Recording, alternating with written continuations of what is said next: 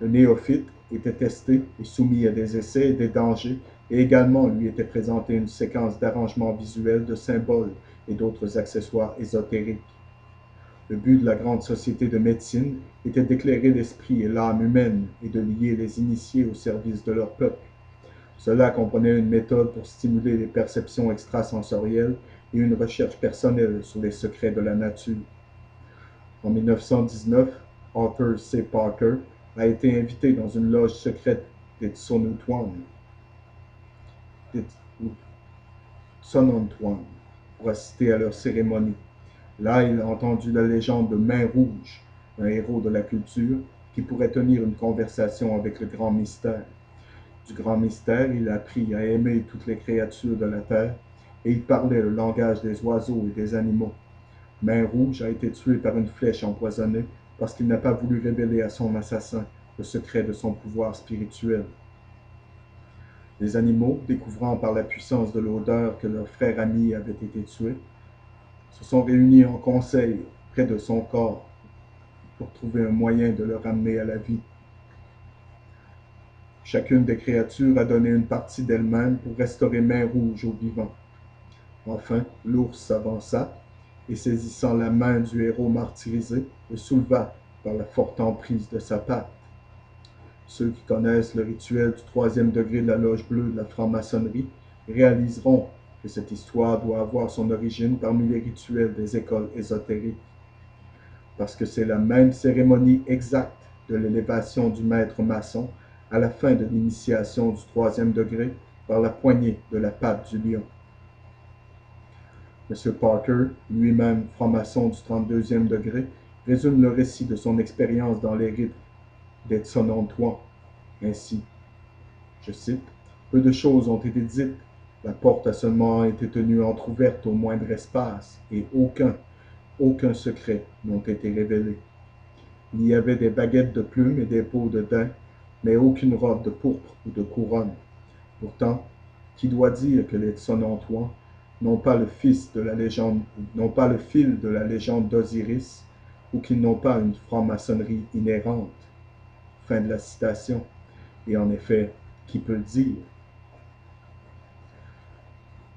Dans la zone de centrage de ce qui est maintenant l'État de New York, et s'étendant vers le nord et le sud sur une distance considérable, les 5, plus tard les 6, nations comprenant la Ligue des Iroquois ont atteint un haut degré d'intégrité sociale et politique. Les deux grands leaders de ces Amérindiens étaient Deganawida et Hiawatha. Il est impossible d'étudier la vie de Deganawida, dont la venue a été annoncée par un mystérieux visiteur du monde céleste, sans se rendre compte qu'il satisfait à toutes les exigences de la tradition adepte. Deganawida est né d'une immaculée conception. Permettez-moi de le dire encore pour vous, les amis. Deganawida est né d'une immaculée conception, possédait le pouvoir de faire des miracles, priait et jeûnait, pratiquait les vigiles, a été confirmé dans sa mission par le grand-père et traversa de nombreuses épreuves et des persécutions. Hiawatha est devenu son premier disciple et le plus distingué, et ces deux travaillant ensemble cherchèrent à établir la paix éternelle entre leur peuple. Le fondateur de la dynastie Inca du Pérou était l'homme d'État initié Manco Capac, qui prospéra dans le 11e siècle de notre ère. Il a réformé la vie sociale et religieuse des tribus de la race Aymara Quechua, Aymara Quechua, dans la capitale de Cuzco, laquelle il a construit. Manco Capac établit la religion du soleil. Il était un homme d'État de compétence et prétendait être un descendant direct du dieu soleil. L'empire des Incas qu'il a fondé est rappelé surtout pour ses expériences dans la vie socialisée. Le Pérou possède la particularité d'avoir bercé la première utopie réussie. Et les amis, je voudrais contester cela. Si elle a si bien réussi, où est-elle aujourd'hui? Mais Lippi Hall ne serait probablement pas d'accord avec cela, disant que pour l'époque c'était une utopie réussie. Utopie signifie parfait. Les amis, cela signifie que c'est le mieux. Cela signifie l'accomplissement de tous. de tous les idéaux, et ne pourrait jamais tomber si elle était en fait une utopie réussie. Et c'est le problème avec ces prêtres de la religion des mystères et leur rêve d'une utopie mondiale composée d'hommes imparfaits, dirigés par des hommes imparfaits qui ont d'autres agendas, qui ont de l'égoïsme, qui convoitent, qui volent et mentent. Nous luttons tous avec ces choses tous les jours, et toute personne qui se tient devant moi et me dit qu'il ne lutte pas avec ces imperfections de l'homme et avec les tentations du monde matériel et de la chair, alors je vois devant moi un menteur. Manco Capac émerge comme l'un des réformateurs sociaux ressortant dans le monde, avec une vision des milliers d'années d'avance sur son temps. Il aurait apporté avec lui au Pérou un oiseau divin dans un panier en osier sacré. Ce faucon d'or est une forme de phénix et témoigne de la présence de la doctrine adepte. Manco Capac combine dans sa propre personne les offices de prêtre et roi, comme les Melchizedek du mysticisme chrétien. Mysticisme chrétien? Oh oui, mesdames et messieurs, vous ne le saviez pas, mais le christianisme a commencé comme une société secrète, et plus tard, a même été nommée la société secrète ouverte amicale. N'était pas ouverte à tous, et elle avait des degrés d'initiation qui existent dans le sacerdoce, même aujourd'hui. Bien que certains historiens peuvent être un peu impulsifs quand ils suggèrent que Manco Capac était un prêtre bouddhiste, il ne fait aucun doute que la culture péruvienne a été fortement influencée par des symboles, des rituels et des éléments philosophiques, généralement associés à la zone transhimalayenne de l'Asie centrale. Maintenant, si Manco Capac n'était pas un prêtre bouddhiste de l'Extrême-Orient, comment a-t-il apporté ses enseignements aux Indiens, qui n'avaient jamais vu ou entendu parler de lui avant et ne savaient pas d'où il venait? En Deganahuida, avec sa grande ligue, Quetzalcoatl, Kukulkan et ses splendides empires socialisés au Mexique et en Amérique centrale, et Manco Capac et le système communautaire qu'il a mis en place au Pérou, nous avons trois récits clairs et précis de leaders initiés créant des écoles de doctrine ésotérique dans l'hémisphère occidental. De l'examen de leur réalisation et des systèmes qu'ils ont inaugurés, nous pouvons arriver à une seule conclusion, mesdames et messieurs. Les écoles des mystères de l'Antiquité étaient représentées dans les Amériques par des institutions identiques en principe et en effet avec celles de l'Asie et des pays méditerranéens. Comment cela pourrait être? Comment, en effet? Est-il vrai qu'à un moment donné, selon la théorie des plaques tectoniques, que tous les continents étaient ensemble dans un, et qu'il y avait le libre-échange et l'activité menée entre tous les peuples de la Terre?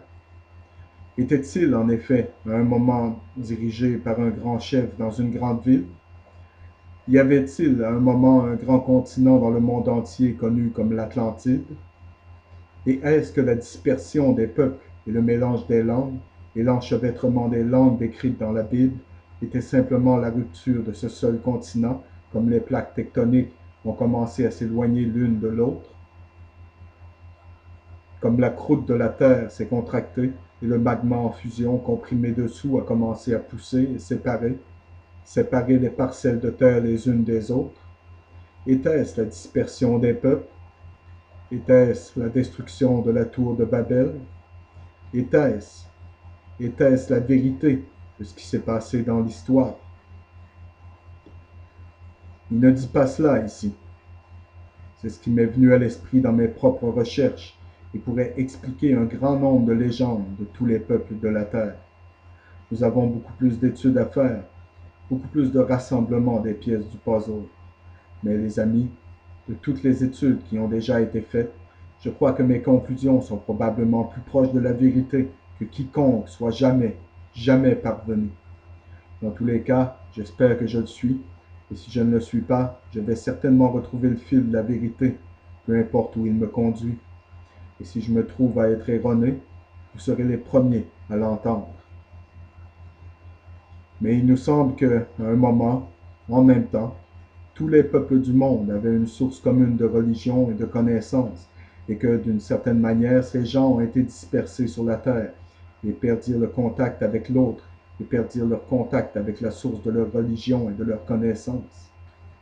Et même si certaines des parties de leur société et de certaines de leurs religions peuvent légèrement différer, au sein et au cœur de chacune d'entre elles, elles sont les mêmes.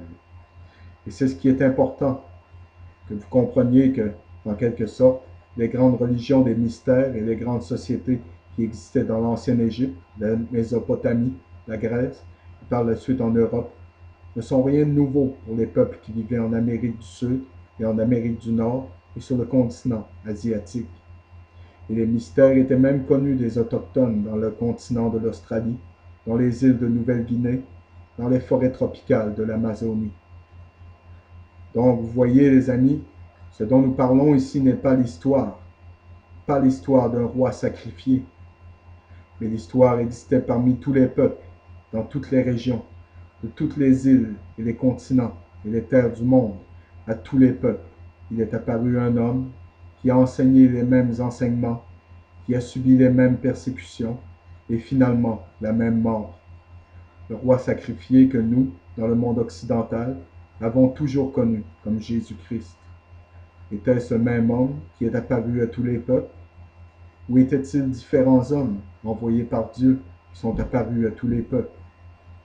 Ou sont-ils simplement des hommes qui ont perpétré, dans leurs différentes cultures et sociétés, le plus grand canular dans le monde? Je ne connais pas la réponse à ces questions du tout. Du tout. Ce que je crois dans le Christ Jésus, je le crois par la foi seule, car en effet, personne n'a jamais été encore en mesure de prouver que même l'homme a vraiment vécu et a marché sur la face de cette terre au Moyen-Orient. Et je parle de l'homme que nous connaissons comme Jésus-Christ, et non toutes les autres, et non toutes les autres personnes qui sont apparues à diverses cultures et diverses sociétés dans le monde qui remplissaient le même rôle pour ces personnes. Et peut-être que c'est pourquoi il était si difficile de convertir certains peuples au christianisme. Peut-être qu'ils étaient déjà, à leur manière, chrétiens.